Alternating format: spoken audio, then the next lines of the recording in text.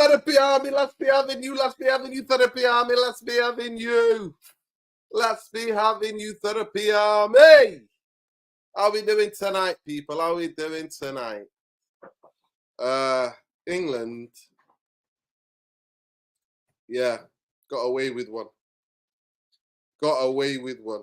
Honestly, England got away with one. It was, boy, oh boy, oh boy. They got away with it. It was, Slovakia started brighter, first 15, 20 minutes. Then they scored a brilliant goal. I think they should not have sat back. I think they should have gone forward. They should have gone for it again. Yeah. And then what happens is that England, 30 seconds to go, Jude Bellingham comes to the rescue. And that's what it does. And the whole nation celebrating. I'm glad for the England fans. I'm really happy for the England fans. You know what I mean? Like, to go out like that, oh God, that would have been the worst. I even felt a bit bad for Southgate, even though he's causing this. Yeah. Boy. It was crazy. And yeah, but we've got lots of things to talk to you about tonight, people. Because it's some weird, the Premier League teams are doing some absolute madness. Elliot Anderson going to Nottingham Forest for 35 million. Are you taking the fucking piss? Like, there's some abnormal stuff going on. Big up, Ariane. Yo, I think the shadow banning, we've been extra shadow banned now because hardly anyone is here. Big up, Sheikh Ariane. Big up to you, but yeah, the shadow banning is strong. Yeah. After that win, you mean? Still embarrassed after that win. Yeah, it feels like a defeat. It's like the Coventry, Manchester United 3-3. You remember? It was like that. That's what that England game felt like. The Coventry, Manchester United 3-3. That's what it felt like. Yeah, crazy.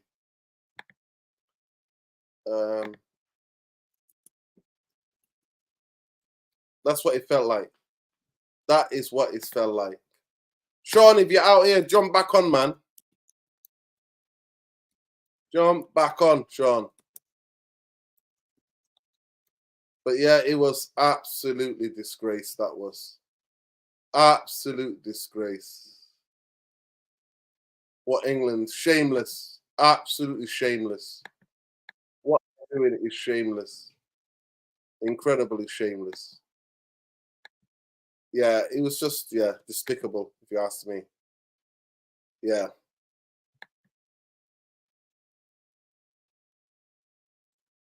Yeah, Tom said he should be back. Tom's been on holiday. He should be back soon.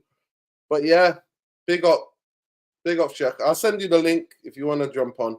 I want to hear what you got to say about England. I can send you the link if you want. I'll put the link on here.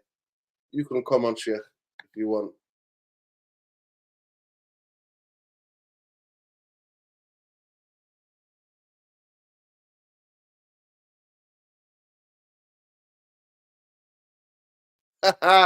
Streams moves in like England, people. Big up to you, people. Big up to Aginda as well. Switzerland will RIP poor England team. Sean is here. Yeah, Ariane, just send me a message on Twitter now. Actually, I'll find you. I'll send you the link. You can come on. Hey, Nerd, how you doing? Bro, talk to me about that game. What the flipping next going on? How embarrassing I think it's exactly how I called it now, right? England are going to make hard work of it. So it's going to be a difficult game, a difficult watch for England fans. But ultimately, I think England just had that extra bit of quality, right? Like everything that was lacking in terms of tactics, in terms of effort or style of play or whatever. They just had that X factor, Bellingham and Harry Kane. The ability to just but they did fuck all. Especially Harry Kane did fuck all. Other than score one goal, he did absolutely fuck all in that game. Well, yeah, that's precisely the points, right? That's the thing with England. They play terribly, but because they have good players, technically good players, players who can do fuck all during the game but produce a moment of quality. And many times in football, that's what you need. You need a single moment of quality. That extra. I mean, I was looking at the Denmark game. I can't remember who they played, where it was literally somebody's toenail that was offside. There are really fine margins that make the difference essentially in football, and England have that star quality. Um, the ability to go the extra mile, right? If you pack a team full of players from Madrid, Bayern Munich, Man City, Arsenal, Man United, the biggest clubs in the world, it's only right that in a 90-minute game against Slovakia, they edge it. Even though every 9 times out of 10, the better team would win, and Slovakia are the better team today, but they just didn't have that quality. Like they were missing, with a few more quality players in their squad, they could have made the difference. But it's what you expect. I also expect England to beat Switzerland, but the moment they get to the semi-final or they play a team in the final, that's when they would lose. But so far, England is still huffing and puffing, and I think they have just enough to huff and puff and bluff their way um, to a semi-final so that the Southgate fans can have something else to point to. Another, I guess, like what would you call it, a hybrid achievement of getting far in tournaments, but not actually, coming home with any silverware. That's just the England, I guess, like mystery or curse, depending on how you see it. Listen, you can say that, brother. Listen, I think Harry Kane is lucky. Jude Bellingham was a piece of magic. That you could say that, but Harry Kane didn't. Harry Kane should have been off the pitch. Harry Kane actually stops England from progressing and playing better football. He does that. He stops it from England playing from more progressive football. But Jude Bellingham, that was a piece of quality because he was trying. He was trying to make things happen. But yeah, fucking You hell. mean you could say trying too hard now, right? Because before that At goal, times, yeah, at times he was trying too hard. Yeah, I agree. I was of the mind that like Bellingham should have come off. He was doing too much. But then again, when he scored, he had the audacity to say who else. Right? So if you have that type of balls as a 21-year-old or however old he is, then I guess why not, right? Let him play. I think in a way the same thing goes for Harry Kane. And this is one of those days where you would say, okay, Harry Kane didn't play well for 90 minutes, but the theory of the case for keeping Harry Kane on the pitch is that he can always score. Right? And today he proved it. Today he scored. So one of the days he might not. And that's where a manager needs to put his finger on his tongue and put it in the wind and tell which way it's going to blow. Today Southgate got it right. On another day, he might need to take off Harry Kane, and hopefully he has the luck or the wisdom to do it. Um, but today, I mean, yeah, it's exactly what I expected. Even though I thought England we're going to lose. I didn't think they were going to be able to come back, but at the same time, um, they had the quality, like they had that extra bit of magic just in them to see through. And once they equalized, it was only a matter of time for the second goal to come. Um, Yeah, no, 100%. But honestly, for large parts of that game, it was ponderous. I swear to God, Sean, it's like watching Manchester United. When players don't look like there's any cohesion whatsoever. I swear to you, Sean, you must deep down know watching England is like watching United. You have to admit that. The way players like grab the ball, then they breathe, pass it, they put their foot on it, pass it. There's no bang, bang, bang. It's faint. It's everything's first boom, boom, boom, boom tonight. They put Georgia a dangerous team on a counter attack. They put them to the sword tonight. Should have been 5 or 6. And I don't disagree with you. Spain showed tonight how to open up a team that's just low block. They keep the width so wide and they move that ball so much. Move it constantly, one touch. Move it, move from side to side, switch. That's how you play. Not this England. Give it to Saka, even though he's got 2 defenders against him. Then he comes back. Everybody's coming to the ball. No, Spain, they make the runs in behind. They make movements. Honestly, Spain tonight showed. I mean, Friday is going to be a big game. That's a No, I mean, big game already on I think the Friday. difference, I Germany, agree with you Spain. to an extent, right? But the difference I would say is that at least Ten Hag has a theory of the case that he's trying to do that is not materializing on the pitch. So Ten Hag has a style of play that he's trying to implement. But if you ask him, he would say because he's missing this player or that player, he's not able to do exactly what he wants. The difference is that with England and Southgate, this is Southgate's plan. You could say like this is his idea of football in England and the way Southgate wants to play. He wants to play a ball in behind and have Saka square it for Harry Kane to tap in. It's so like schoolboy. It's so route one. He just wants somebody to take the ball, hit it long, and then work it out up front. And in modern football, there's no way to sustain that type of play. So yeah, there's some similarities in the sense that the football is ponderous, as you say. They're not the most. I guess like they're not the most. They don't take initiative on the ball. The English players. It took Kobe Mino, Cole Palmer coming on for anybody to actually look like they had an idea or they had the intention of doing anything. But yeah, no, I mean it's England, right? So I think what we have to keep in mind is that England has quality players, and more often than not, when they come against a team like Slovakia, who would need to be perfect on the day to beat even a terrible England, they just weren't perfect today. They didn't take all their chances, and they paid the price in the end because, as I'm saying, the English team has enough experience and just that quality. Because sometimes you need luck, right? You're saying like Hurricane. Sometimes you need luck in football. When you're playing shit, sometimes you just need that luck, to see you through a 90 minutes and you celebrate. And no matter what anybody says about England, it's in the context of they would have to play better than that to beat Switzerland instead of they were so terrible and that's why they're going home today.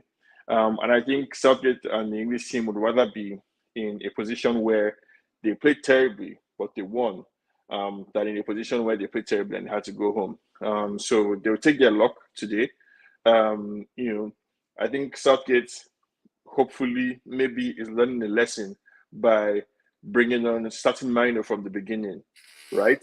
And it seems tortured and convoluted in a way, but the choices that Southgate needs to make are tougher than the choice to bring Rashford and Maguire. So, for example, he needs to make a decision between Harry Kane, Foden, and Saka. That front three cannot start No, the next game I agree. against Switzerland. So he has to make a tough choice there. He's set in terms of right back, centre back, and left back. Midfield, Declan Rice and Kobe Mino, solid.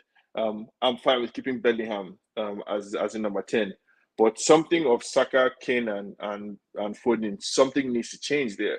And that's a big call for Southgate to make because Harry Kane is Harry Kane. Saka is the star boy of the golden generation, and Foden is the player of the season from the Premier League. So like these are like the difficult choices that Southgate has to make, and I think he would much rather be in this position where he's thinking of, oh, okay, how do we go next? Because at the end of the day, if they come back with a trophy, you understand, like anything else anybody's saying is just talk. The result that they've gotten today is very important. While in the knockout stages of things, where it's not about it's not about league form, it's not about building a consistent pattern and style of play over a long period of time. In the tournament, it's just about 90 minutes or 90 plus 10 minutes. What type of luck can you rely on? What type of magic can you call on that day? How focused are your players for that period of time? And if you can see the victory, why not? But it was hard to watch. Honestly, it was a difficult watch because England were terrible. Like they were really bad on the day. I swear they were. Bumbaye, big up to you. How you doing? Yes, good evening, gentlemen. I'm fine. Good evening to Sweet the Thursday Caroline. Da, da, da. It's coming home. It's coming home. Well, Listen, this is cup competitions, guys. England The was. main thing Listen, is I swear to God, we're that through. game, Bumbaye, that Yeah. game reminded me Coventry 3-3. Manchester United, Coventry. That's what it reminded me. After I felt that's how you feel like it. But talk to me. Let me If know it about means the that game. England go all the way, I win the trophy. Wouldn't you take that? I mean, Of Listen, course, keeping with your analogy. man. oh God, no. Of I course, wouldn't. I would No, I you'd wouldn't. take that. Of course, No, I I would wouldn't. take that, man. That's all No, about. It's not all. It's playing this shit. Not playing this shit, man. I'm sorry. no, bro. Look, it's the first one. The hardest one always is the first one. Once you get over the line, you get the belief. It's not been won for. When was the last time? 66.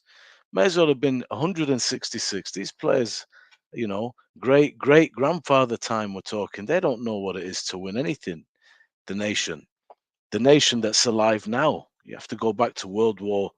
It's a veteran that's over, like World War II veteran to know that. So the first one is always easy. So it's 7 games from start to finish to lift the trophy. That's 4 of them. 3 left. 3 left. That's all that matters. Lifting the trophy in cup competitions like this, man. Over a season, United, yeah, we talk about we need to play better. This is not sustainable, blah, blah, blah.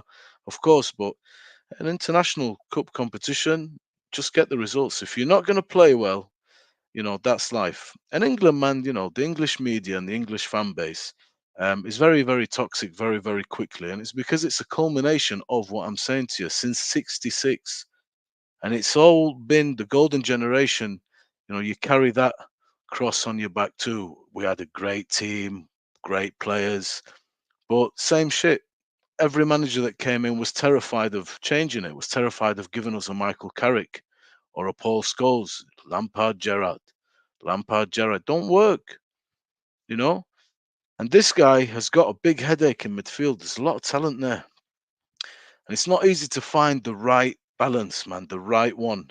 But that's his job, and I like Gareth, man. He's not a great manager, but he's a good man manager. The England players respond to Gareth.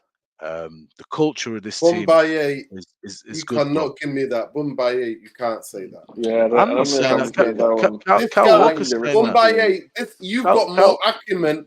You've got more no, game no, don't flatter me. understanding. Don't flatter. No, no, no, You please no don't no flatter you me. do you do No, you no, do. At 60 flattery will minutes get you England are nowhere. losing. Don't flatter So me. you know what? That first half, Don't you're flatter making me. changes. You're making changes. He's scared of those players. He's No, scared to he's not take scared of any of those them off. players, man. He's He's not scared of scared of those them. players. No, Stop but it. he Oh, strikes me that's more of a figurehead than an actual coach you're. because like the He's kind of scared of methods them. you were seeing Sean, from the English what I'm players, the type saying, of bro, unimaginable, is like they have no ideas.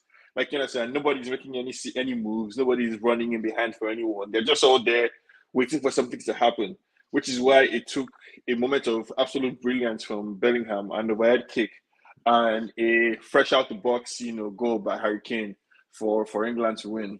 But Southgate, yeah, if England do win, it would have nothing to do with Southgate. It would be a combination of luck on the day, extra quality by the English players, and just like belief and Sean. vibe. Let me give you a logical yin and yang. When it's all going to shit, who's getting panned?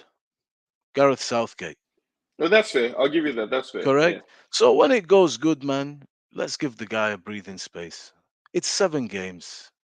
7 games. The Serbia game, the second half was really good. Everybody was saying it. Today, yeah, again, England are playing with the handbrake on. I feel England need like a Switzerland game to just let the inhibitions go, let your punches go. You good players. Just do your thing. We're playing with a handbrake on. There's so much more to come from the team. The talent is there. But the chemistry is not there. And they feel subdued to me. Um, and if they continue to play like this, they may go out in the next one. They may go out in the next one. They could have gone out tonight. But sometimes these types of Let me give results, you man, the standard. are what you Listen, need. What you let me need. give you the standard. Let me give you the standard. England Go on. playing Slovakia is Okay. like Manchester City playing top of the League One. It's The not one below the Nuruddin. championship. International football. No, it's a Listen, tournament. bro. Nah, He's that's what it It's is. not. That's the no, level of Nuruddin. standard. Nuruddin, look, That's the Nuruddin. level of standard. Nuruddin, bro, look. Slovakia have never won a game in a knockout tournament. Like in terms of knockouts, they've never won a Look, game. we could sit here and Yeah, talk about and they Greece didn't win winning the one today. Euros. Do you understand? We could sit here and talk about Greece winning the Euros, Denmark. That's Denmark had These, the players. Denmark played bro, well. they were a minnow team that time. What about Greece? Denmark. Oh, what about Listen, forget? All right, look, forget Denmark. What about Greece was the Greece? shock. Greece was the shock. That What was I'm the saying shock. to you is, yeah, what I'm saying to you is, bro, But that it's a happens knockout once in a tournament, fucking and blue moon. the pressure is so high at international stage because look at the drop of a hat. We've seen this movie before, man. Did you see how they played? Did you see how disgusting? They play like Manchester United. I thought 1 minute they had Bruno hoofing the ball all the time to fucking Hoyland in extra time. Even on holiday, Bruno's getting it in the neck, man. Leave the guy Honestly, alone. I swear to God, it was No hoofball breaks, in man. extra No breaks time. for Bruno. I It's swear, In Sean, unbelievable. extra man, no time, I break. swear to God, I swear, bro. every England player looked like All right, that they were playing hoofball. what did you think of Kobe Mainoo's starting He played today? well. Today he played well. Starboy. The stats are there. Yeah, Do you feel it gives them a little bit more rhythm, of course it does. Look, Kobe Manu. doesn't it? 100 dribbles complete, 96 pass accuracy, Yeah. 65, 68 passes completed, 4 out of 6 duels won, 1, 2 tackles, 2 shots, 1 interception, 1 key pass. Yeah, nice. What about Cole Palmer? How do you feel he did tonight? I mean, Yeah, he did well when he came on. He did play He did well. much better than Saka. And Yeah, I think for me, like that's the confusing part about Southgate's so-called merits approach, right? So he didn't take Grealish or Rashford or Maguire because they didn't play well this season. But you brought Luke Shaw, who has been injured and who hasn't kicked the ball. You're saying you're picking players based on form, but if you're picking based on form, Cole Palmer had a better season than Saka, especially towards the end of the season. So why is Saka playing when he clearly looks tired? Apparently, according to Arsenal fans, Saka has played pretty much like 90 minutes since the first preseason game, every single game. Saka should be coming on now in the knockout stages for England, fresh and rested. Cole Palmer looks much sharper, and that's what I'm getting at before what I was saying. That I think Southgate's biggest choices are not even in midfield anymore because he has solved the midfield problem. The Trent experiment is dead. Gallagher should come on in the 90th minute for energy. The starting midfield is Rice, Kobe Mino, and Bellingham. That's it. What he needs to address is up front. Between Harry Kane, Foden, and Saka, something is off there. Either Palmer comes in, or Gordon comes in, or Watkins comes, or Tony comes. Something has to change up What do you front. think, Sean, Dino? What do you guys in the comments think? I'm thinking Gordon, man. 100%. Anthony Gordon, left side. 100%. Give Anthony Foden a Gordon. break. Anthony Gordon should have come on today. They should have took off. For me personally, Kane. They should have took off. I brought Watkins on to stretch it, to run in behind, because everybody was coming to the ball. I would have bought on Gordon, right? Yeah. Instead of Foden. That's what I would have done, me personally. Took off on it and then put Gordon on that side. I would have then took off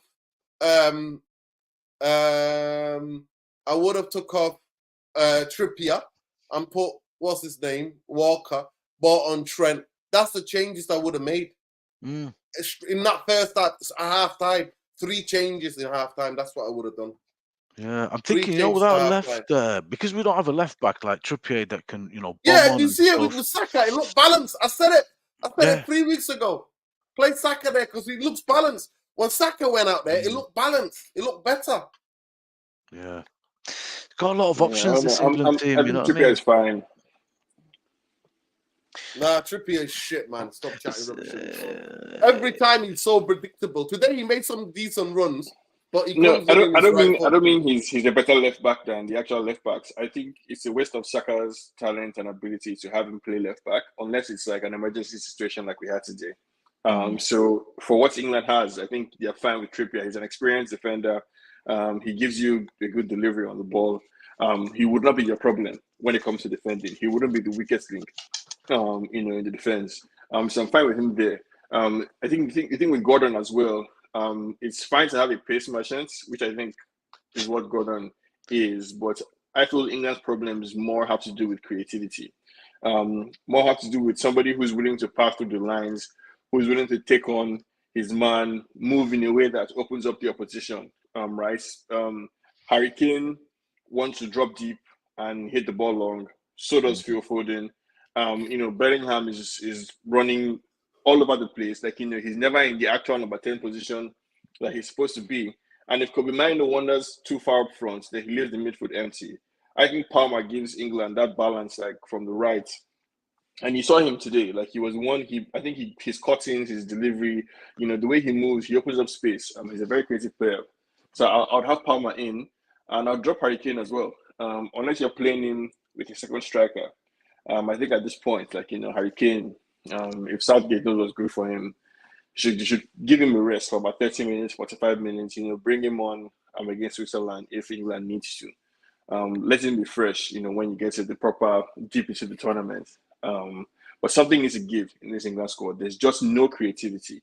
No creativity, no outlet. Because they don't have players who run in beyond. You have to stretch teams to give like Jude Bellingham and Foden sometimes a bit of room to play. Listen, and if you're going to put Trent on, you need to have people that he can hit. So you play Trent with Gordon, because Gordon is the most quickest guy out wide, or you play him with Eze. At least they can hit that big diagonal and switch the play. Did you see Spain tonight, Bombay? You see? I know, I didn't watch it, bro. Oh my God, you missed it. They showed the perfect way to play against a low block. Who did they play? They played Georgia. They smashed them 4-1. But Georgia went ahead for 18 minutes. Georgia couldn't get out of their own box, right? They had one counter attack, switched the ball in the 18th minute. The first cross, the first attack. This is 18 minutes, yeah? It sounds like United. Own goal, bang. But come on, Nuruddin, these Spanish players came out of the womb playing tiki-taka. But they weren't even playing tiki-taka. That's what they grew up in. Honestly, majority of the goals. They are much more comfortable in that style of football than majority of the goals didn't come from tiki-taka tonight. No, I don't mean what you're talking about. It came on the counter attack. That Nico playing against Nico Williams. Nico Williams got a fantastic goal on a counter attack. He was on his own half. He looks excited. Yeah, he did. But like the point I'm making is that like the Dutch players, for example, the German players, the football philosophy that these countries imbibe in their youth players, like from a very young age. The English, I think, league, because it's a gift and a curse, right? Because the Premier League is as powerful and as big as it is, English players have no identity. There's such a variety in the playing styles in England that the national team is also suffering from that same type of confusion. So within one team, you have some players that are used to a more direct style, some players that are used to, a more sit back, counter attack, some players that are used to possession football, and it's all trying to like mix and match. And the job of any manager, which is also why maybe no manager has been able to crack it since 1966, as you said, Reading, because the Premier League, I think, also the curse of the Premier League being so powerful and so large is that the English team just suffers from being too diverse in terms of its identity. Most other countries, generally, when they assemble, you can tell that like all the players there have a similar, identity or playing style, and maybe they have one or two, people who offer something different that are a key part of the squad. But in England, there's just so much. Like Kyle Walker is a different type of player than the winger he's playing with, Saka. Declan Rice and Kobe Mainoo, they complement each other, and I think they look better like in midfield, and even Bellingham as well. But John Stones and Gay, first time playing together, sometimes you can tell the goal that England conceded, they're all over the place, basically. So yeah, I mean, there's a lot for Southgate to deal with at this point in time. But they have some things that they can hold on to. They have a good squad. And more often than not, any way that they come up against in this tournament, I think England could sneak into the final or at least a comfortable semi-final, and then eventually lose as they always do. I promise you now, I'm going to make you a promise to both of you, man. If England play like they played today, Switzerland are going to smash them 3-0. They're all right, the Swiss, they're pretty organised. Got some all right players. England have to step up their game. They can step up their game. It's just subdued. We've seen England this movie play like before, Manchester United, bunch of individuals on the football pitch. Yeah, they're lacking cohesion, man. Why? I don't know. What's going on with the stream? The only thing I thought about, get Kobe Mainoo just to give us a little bit of rhythm, the simplicity of his 1- and 2-touch play, I think will allow us to maybe hang on to the ball a little bit better, recycle it a little bit better. Trent's not that guy. He's looking to, fire diags and find people over the top and stuff, which is great asset to have. And maybe he should be brought in at right back. It's a difficult one, this. That's a big argument from the pundits, which is Gary Neville saying, how can you leave such a creative player out? But I guess Walker is England's pace and trump card at the back there. Kyle Walker is also the captain, all right. As well, Gary yeah. Neville just likes to make headlines. He just likes saying sensationalist things. I think he's What too used do to you think his of it? role as a pundit. What do you think of that, though? Would we be shoehorning Arnold in? Is it okay the way it is? If you had to get him in, where would you put him? Unless Kyle is injured, or unless it's a specific type of game where we need, we can afford to substitute Kyle's pace for the delivery. But more often than not, the person playing on that wing is pacey. I think Kyle Walker is one of the most experienced players. I think he's a more serious individual than Trent. I think he's a better defender than Trent as well. So yeah, it would be shoehorning to put Trent in. I don't see why he has to play.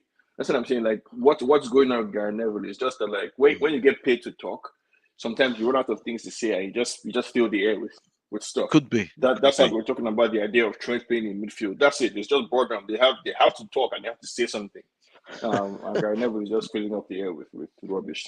Some people proposed, let's put Kyle Walker at left back to retain that pace and put Trent at right back. But the only problem, you would get Trent, maybe you'd get that, over the top kind of balls. But Trent defensively is suspect. So I don't know. If you switch to a back five, right? If you play three at the back and then Trent as a wing back and somebody else on the other side, then sure, I could see Kyle Walker playing next to John Stones and Gahey, right? Or Konsa in defense as well. But I don't see the need to change the system just to get Trent in so that works. So that we can get a nice cross, please. I'm with you. But the next England game now is next Saturday at 5:00. Wow. But Friday, what a game that is. Germany, Spain. That's a big game. And if Spain score first, I think Spain can win that game. Is France tomorrow? I think so. France. I think Germany is a team to watch. France, Belgium tomorrow. Portugal, Slovenia has a chip on his shoulder, and something to prove to the footballing community. So I wouldn't take Germany for granted. I expect them to be very difficult for Spain. Spain, they're flying high, but I think there's inexperience in this Spain squad.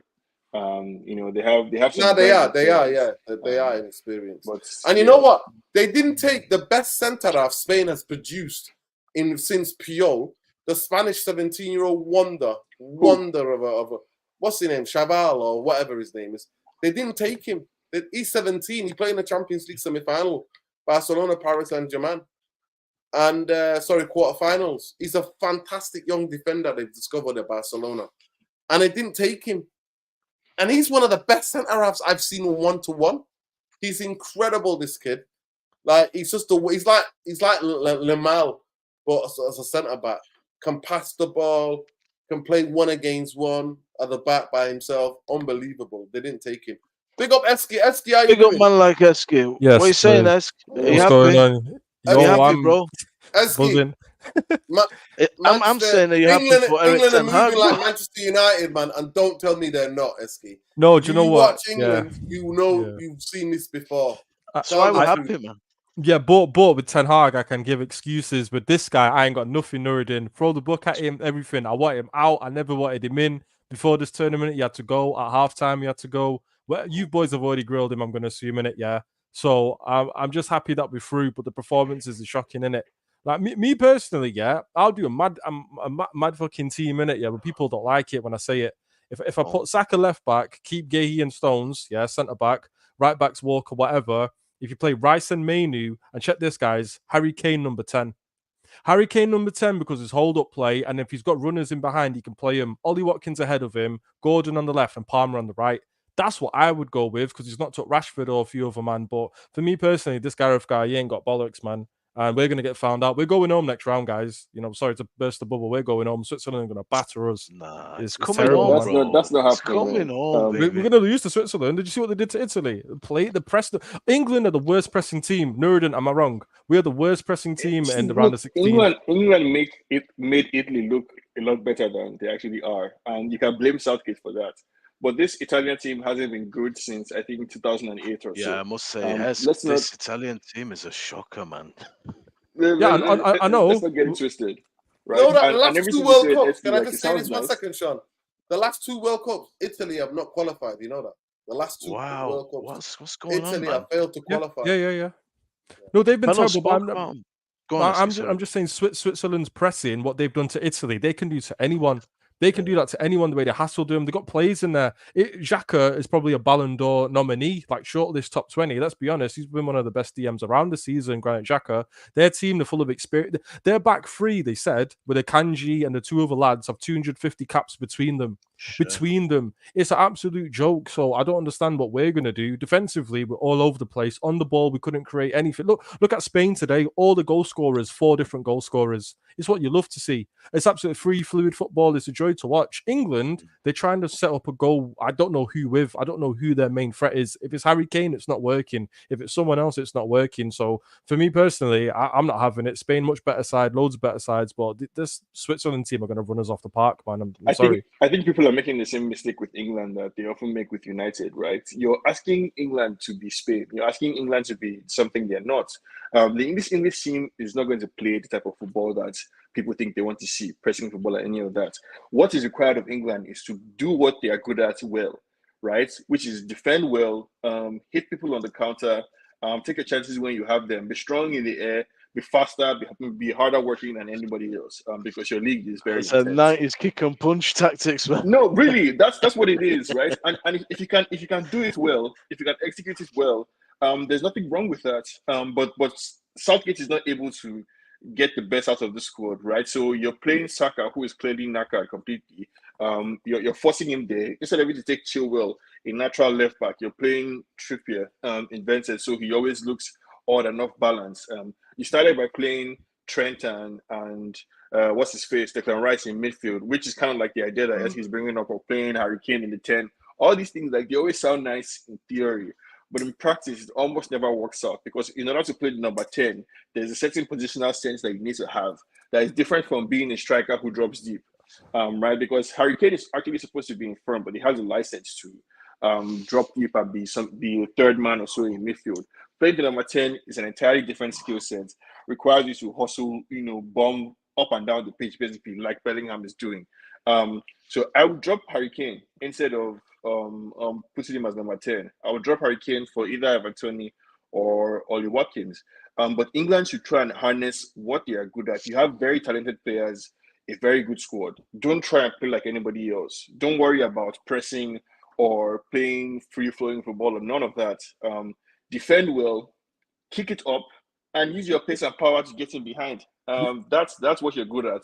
Do it well. Right. Southgate just needs to be a little braver than he currently is. Listen, big up. Let's quickly talk about Manchester United. Big up the chat. Please smash a like on the video. Apparently, breaking news tonight: Manchester United have settled with Newcastle. This is according to Rob Dawson of the ESPN. He's saying that Manchester United have settled with Dan Ashworth. Dan Ashworth, for them to get Dan Ashworth. I mean, okay. It's it's bullshit, but Manchester United are linked with Matthias de Ligt. I think it's bullshit. I think it is bullshit because last time I heard, the guy was taking Newcastle to a court of arbitration. That was some time ago, though. That's the last news I heard. That court case was still going on, so we'll see. But Matthias de Ligt, I think he's too injury prone, and I don't want him. What's the point of letting go of Varane if you're gonna bring Matthias de Ligt? He's too injury prone. Mm. Do any of you guys like him? I like him. I like him. I like him. From what I saw, it went to Juventus. It turned to shit. I don't know where is he now. Bayern Munich. Yeah. So he's still a young player, but I don't know the record of injuries. If it's a bad one, we're trying to move away from that a little bit after the season we've had. So whoever we get, would be nice to keep them fit. But I think some players need, they go somewhere, it doesn't quite happen, and then they go somewhere else and they find themselves. It would be nice if we could be that club because he is a talent. He is a good defender. He's injury prone though. What's the Yeah, point getting rid of Varane? that's what I said. As a player, I would like to give a player like that an opportunity at Man United, but if it's a lot of injury prone, then that would probably, exit for me. Because we need guys that stay fit. We still have a lot of that problem in the squad now. Yes, big up Moreni Lawani. Big up Lawani, man. Big up Lawani. Eski, you like him, but what's the point of getting an injury prone guy? This is the breaking news, by the way, like Dan Ashworth. I just find that going from that he was taking them to a employment tribunal for them to be reaching a settlement. I just don't get it. But yeah, go ahead. It's a negotiation tactic now, right? Like you raise the stakes, you how do I put it now, escalate your own threats of what you would do if they don't release you from a contract. That gets the other person to move from their own position. So yeah, it makes sense that after Dan Ashworth and probably his lawyers escalated, Newcastle have thought about it. Like, do we really want to go to court? What do we do? It's United probably not release how much we pay, but I wouldn't be surprised if we end up paying more than we initially offered, but less than Newcastle requested. So both parties are probably moved in terms of what the settlement would be, and we've come to a solution, which is what you wanted. Now, no, you wanted us to pay more money and to cough up the money essentially to get it done. It took longer than we would have liked, but I think still it's the right decision, and it's what we all want. Well, Rob Dawson has been wrong about 3 or 4 things. So I'm taking it with a lot of pinch of salt. But yeah, Eski, Matthias de Ligt, injury prone for me. I know it's like swapping Varane for Varane, same kind of thing. I know, but depending on the money. Wait, hold on one sec. Go ahead, Mumbai. No, but go ahead. Yeah. No, what I'm thinking is if it's like a cut deal, like 30 million max, I'm not spending more than that, and then maybe 25, something like that, because obviously they want to ship him out, so they can't offer a lot of money. They've got players there, innit? And the only thing I heard, he's on a big wage there. He's on like over 200 grand a week, innit? So I think if we can snap him up for about 25 million, something like that, I think it's doable. But I think we should get 2 centre backs though. Because unless we just find ourselves in a position like we are this year, because we're going to talk to Johnny Evans about extending his contract again, just shows how bad we are at the back. So I think we should get him, but he should come in alongside someone else. I don't know who that someone else is. I know Lenny Yoro's been talked about, but he's getting off to Madrid and he's going to go for a big money somewhere. We ain't got that money. So for me personally, I would get him in. I do think he's all right. Plus he's 24, and let's say we got a good few seasons out of him where his injury record was okay, he'd turn out to be a good signing. Big risk though, but for 30 million quid, I think we get him and someone else. Yeah, let me rain on the parade a little. I don't think we'll be able to get the late for 30 million. But maybe like 50 or so. I also what's being said is around 40 million. 40 to 45 million. Then no. I also don't think we'll be able to get the later and another player. I think the way to look at this season, this summer especially, is to say that we probably would get rid of either one of Lindelof and Maguire, probably Lindelof, which means it would be De Ligt, in the Varane role essentially, right? So when he's fit, he starts, and when he's injured, he's unavailable. And Maguire is our backup centre back.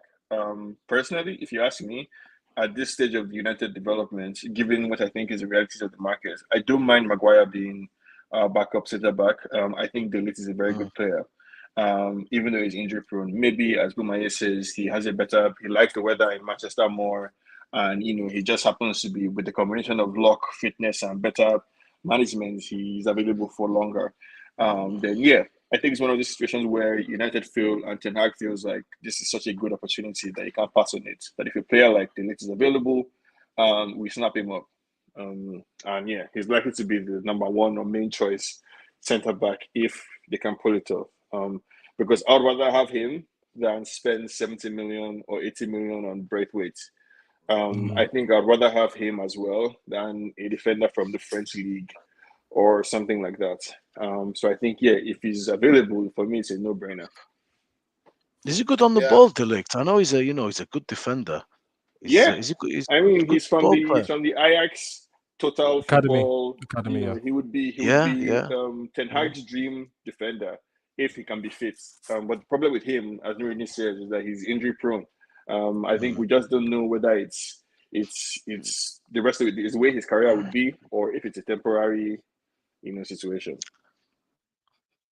Yeah. Yeah. Big up to everybody, man. Listen, yeah, it for me.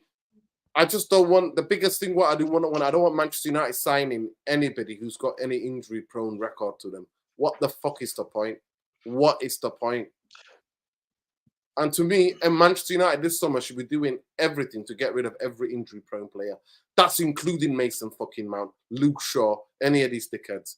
Injury-prone, get out. Even though I love Lissandro Martinez, if he gets injured twice or once in the first 6 months, see you later, mate. Get him out. I think that's harsh. Get him out, man. I've had enough of this He got injury injured. pricks, No, man. Martinez got I've had injured. That's enough of really this harsh, shit. man. No, I have Martinez had got enough injured. of this shit. No. We're gonna be left with I've no had team, enough. man. I I swear to God, I've had Martinez. enough of this shit. Do These you know excuses. the story of a young Listen, man named You the story always of a young right back at United named Wes Brown, who was also known as injury prone for a long time. And he had, a team that loved him and a fan base that loved him. And we just, we liked him when we saw him and we had faith in him. Only for one fated season, 2008-2009 season, Wes Brown suddenly was fitter than he had ever been. And Gary Neville was coming to the end of his career. And Wes Brown was available for us to play. And he ended up putting in a wonderful cross for Ronaldo to score in the Champions League final. And the rest, as they say, is history. So you never know, right? You can't just get rid of every single injured player that we have, or injury prone player. Sometimes, if a player is willing to work hard, if it's bad luck or whatever, keep him in the squad. If he's not causing an undue burden on the wage structure or in the dressing room, why not have them around? Somebody like Luke Shaw, maybe you need to make space for another starting left back. I'll grant you that. But Martinez, come on. No. Guys, what do you think about Guehi? Is he in our conversation? I'd take him. Yeah, I'd of take course I him. would take a Yeah? I think Crystal Palace will want to suck the blood out of us completely, been- so I'd he'll take make it him. unrealistic. Man, Give them maybe back you, Wan-Bissaka and get- one Bissaka, plus some, give him a bit of dough. You never No, know. keep But you think Wan-Bissaka. What? I don't know about you guys, but I wouldn't sell Wan-Bissaka. No. I don't think. I think our right back is solidified for the next 2 or 3 years. I think with Dalot and Yeah. Wan-Bissaka. Yeah. I think we should be focused on improving those guys as much as we can, and then get another centre back, get a left back, a defensive midfielder, a striker, and one winger that can play that side. Yeah. But right back, I think for me is okay.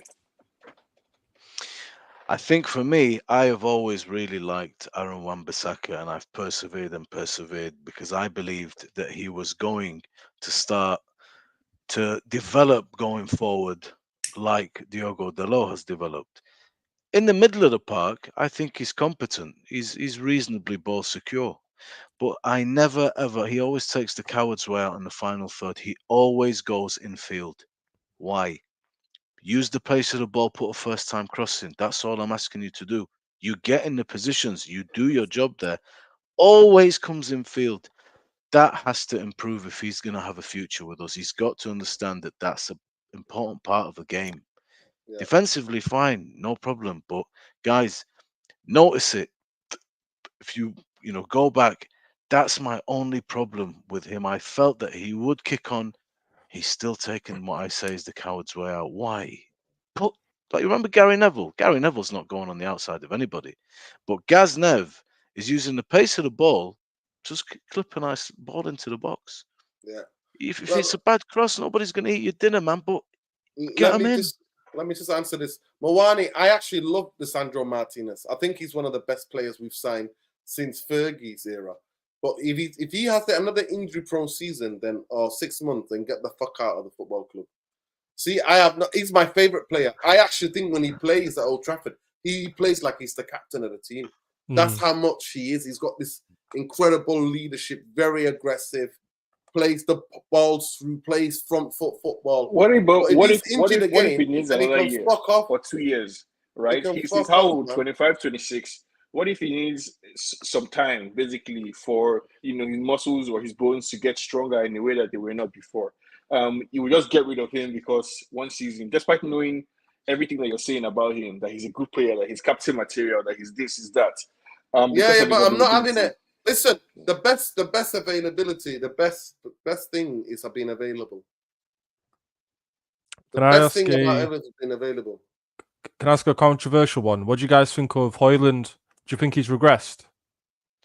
I No. think there's a lot of pressure on him. I No, think that not at all. I genuinely think he's not regressed. I don't think Denmark played to his strength. They never crossed the ball. No, They but didn't play look to his look how they strength use him yesterday. though. When we bought him, when I saw clips of him, he was always in behind. He had strength. He could shrug someone off. He had a bit of a skill of him. But now you turn He him looks into a bit of a tired. He looks wrestler. tired, bro. He looks Bit of a tired. wrestler though, bit of a wrestler, bit of holding up and bit of decision Yeah. making like that. I think the kind of player that we've had to use him this season has affected him. I don't think it's his strength to be doing all this hold up play and bringing people in. I think it's a getting behind guy because he's strong to ride a challenge and he's quite a good finisher when given the opportunity. And I think. But what just do the you way- do when you don't have a space to run in behind? You need to be able to hold up the ball, bro. No, Who's that's what able I'm to saying. hold It's up the good, but I'm saying we should be creating opportunities where there is space for him to run in behind. The way we kind of set up and we're asking him to play. Look how we linked with Joshua Zirkzee. Different kind of player. Different kind of player. I think that's why we're looking at someone. Obviously, we needed a striker anyway, but I just think for Højlund, I know he's young and there is responsibility, but the way I'm looking at him, I need him to kind of kick on this season because if I'm seeing more of the same, I'm gonna have a bit of question at the end of the 100%. season. I'm not Yeah, worried yeah, about 100%. I'm not worried about Højlund at all.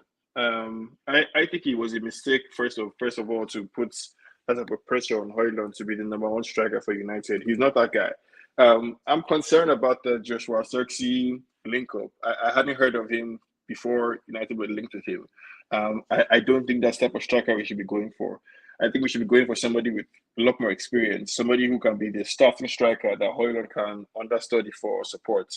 I think if we're going to spend the most amount of money, we should either spend it on a midfielder or a striker.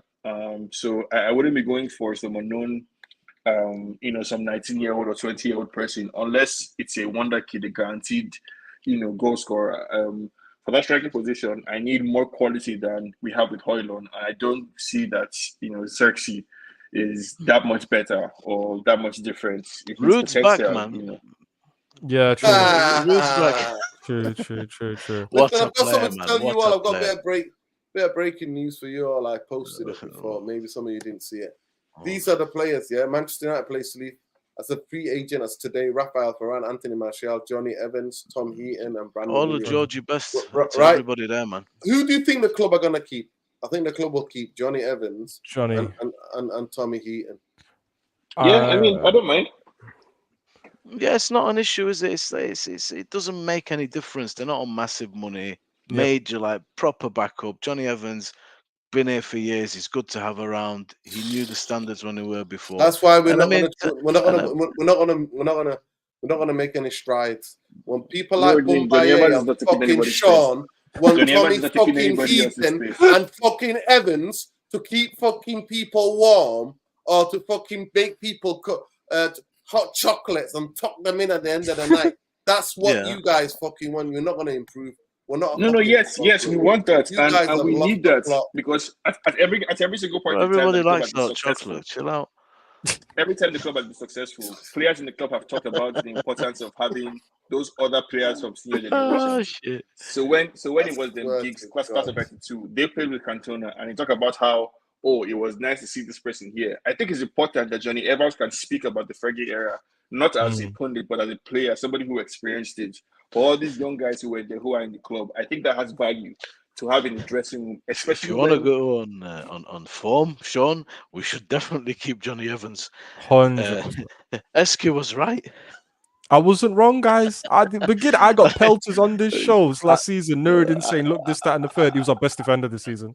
I was one of the doubters, Esky. I've got to put my hand up, bro. I was thinking, is Esky, what's happened to him? Is he all right? But turns out we're nuts, and you got it right. I see football differently, guys. How we see things. Shout out the podcast. Plug there. Little plug for you. Yeah, man, definitely. The hell? We didn't see nothing there. We definitely watched. Evans is our fifth or sixth choice Johnny defender. Evans had more injuries than fucking Lissandro Martinez. last season in terms of how many different injuries he had. Old man, though, what do you expect? But he shouldn't have been playing that many games, though. We expected Shaw to come back, didn't come back. Malacia went AWOL. Yeah. Martinez had 2 setbacks, so we didn't. And Maguire got injured as well a little bit. So with our Don't main even defenders get me coming out, started with that fucking Luke Shaw. Fucking hell, what a and that's disgrace. another thing that I'll give Southgate a little bit of leeway. He doesn't have a left back. That's the only one thing. He ain't got a left-footed left back. That's Why didn't he sacking there. take Ben Chilwell now? He's No, injured, because he's Sean. injury Exactly. prone as well. He's injury Why do you prone as take well. And he's the not played Ipswich all guy? You know the season. guy who plays for Ipswich? Who? You got newly promoted left back for Ipswich. I Absolute don't know baller. his Why name. Mitchell? Why didn't you take Mitchell for Crystal Palace?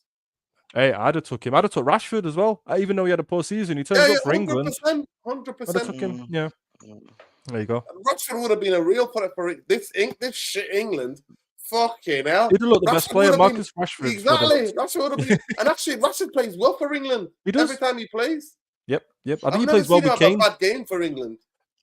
Well, this is the thing. Maybe he might not have because he ain't got that left back, and maybe it's that thing this season. Marcus Rashford, when he plays with Shaw, he has better seasons. When he doesn't, when Shaw's injured, Marcus Rashford's seasons drop off. That's something you guys need to look into. Look at the past 5 years when Shaw's been injured. No, you can laugh, but there's partnerships. There's No, partnerships I'm down laughing the at side. I'm laughing at Mawani. I'm not laughing Oh, at bless. I like laughing at Mawani, yeah. No, but if you look at when Shaw's injured, Rashford suffers, and I think it might have been the same for England. But that's one thing I'd say about Rashford this So season. why didn't you take Mitchell or Chilwell?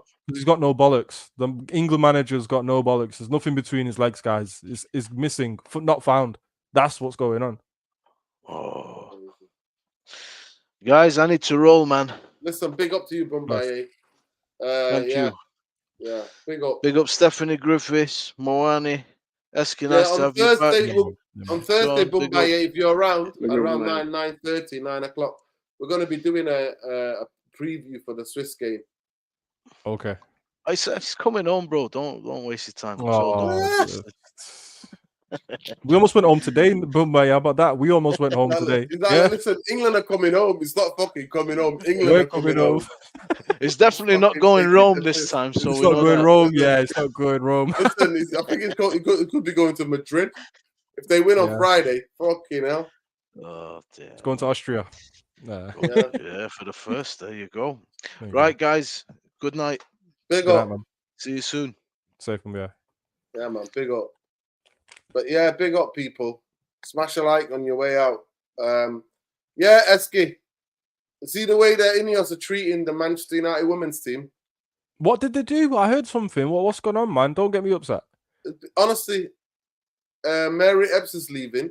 The best Mhm. Spanish player we had, who's the captain, is leaving. Katie Seldom, they said to her they're not going to renew her contract, even though she's club captain. What? And the players have complained to the Professional Footballers Association, Mm.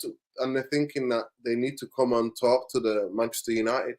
United players have basically reported Manchester United to the Professional Association, PA.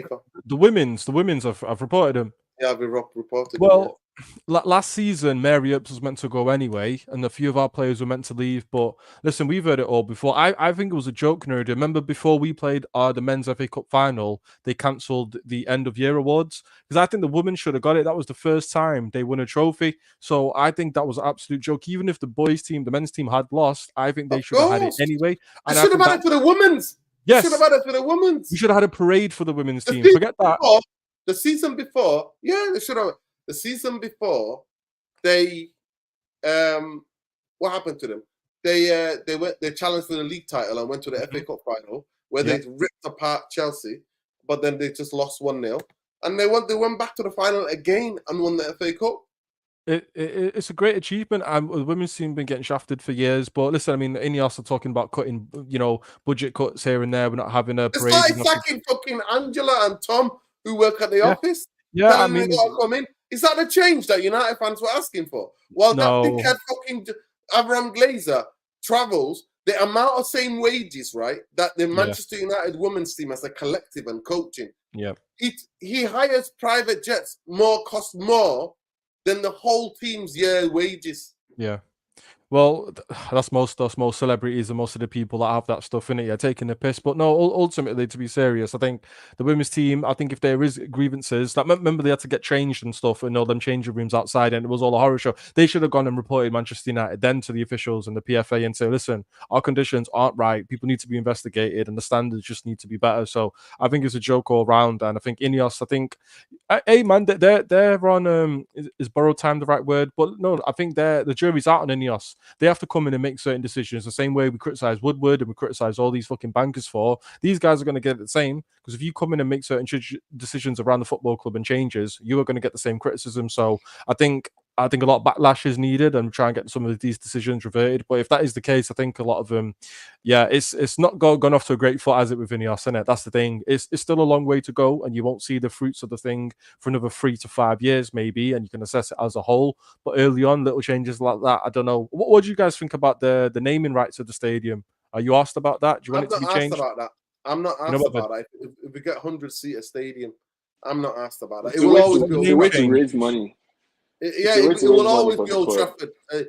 Yeah. To you and Sean and all the millions of United fans across the world, it will always be United. There you go. Yeah. No, I would be surprised if they change the name from Old Trafford. Right? It will always be Ineos Old Trafford's fine, or the Adidas Old Trafford. As long as it's got Old Trafford in the name, I don't mind. Don't change it to New Trafford. I don't want to be called New Trafford or nothing like that, or Wembley or the North. You can fuck off in it. But as long as it's got Old Trafford in the name, then I'll be happy. We would still have Old Trafford. It would just be as Eski is saying, Adidas Old Trafford or Snapdragon Old Trafford, or Old Trafford at something. It would be like that. About the women's team, I don't really know that much about women's football. I would say that, like, I'm not persuaded by the people who say it's about cost or something like that, because it probably doesn't cost that much to run and to keep the lights on. So if the club is failing at basic things when it comes to like service delivery for the women's team and stuff like that, yeah, that's a travesty. They've kicked them out, Sean. They built them because Casey Stoney, she left during lockdown because of the facilities was horrendous. Guess what? They literally built them a new thing at Carrington, and now they kicked them out. They've kicked them out. Yeah. It's unbelievable. Yeah. It's fucking unbelievable. But listen, we'll leave it there, people. We'll be back tomorrow night with Saeed for the Straight Jacket podcast, and maybe do a therapy channel, a real raw red pod anyway. But big up to Sean. Make sure you check Sean out at Sean Thomas. Let me put it in there. At Sean Thomas on Twitter. And the podcast is called How We See Things. Big up there, yeah. Just type in it. See Things. Make sure you check that out, people. Make sure you check out Eski. You'll only ever see him on here. You don't see him anywhere else. Yep. Big up to Eski for coming on. Appreciate you always done. Yeah, man. And yeah, big up Bombay as well. And big up to every one of you. Please like the video, guys, when you watch it later. We're shadow banned. We're demonetized. We don't give a damn. We'll always shout for the Palestinians. Free Palestine, free the Congo, free Sudan, free the Ogaden region, free the Tigray region. Stop the wars. We always stand with the oppressed and stand against the oppressors. But love and light, people. Look after yourself, and we'll catch you hopefully tomorrow. Nura, why don't you call Bruno? Lol. Yeah, Bruno. Like England were playing like Bruno football tonight. Hooping the ball up in the extra time. There you go, Lilas. There you go. You get it there and then. You get the reference there. That's it. But big up to everybody, man. Big up my brother, Mwani. I can't wait for you to join us. Where does the optimism with Ineos even come from? Do they have any proven track record successfully running a football team? Or just toxic positivity? Well, we'll see now. But anyway, big up. Appreciate you all. Free fucking Palestine. Free Palestine. Free Palestine. From the free the land, free the people, free Palestine. From the Zionist entity and the Zionist oppressive state, apartheid state as Israel. Good night, people. Take care.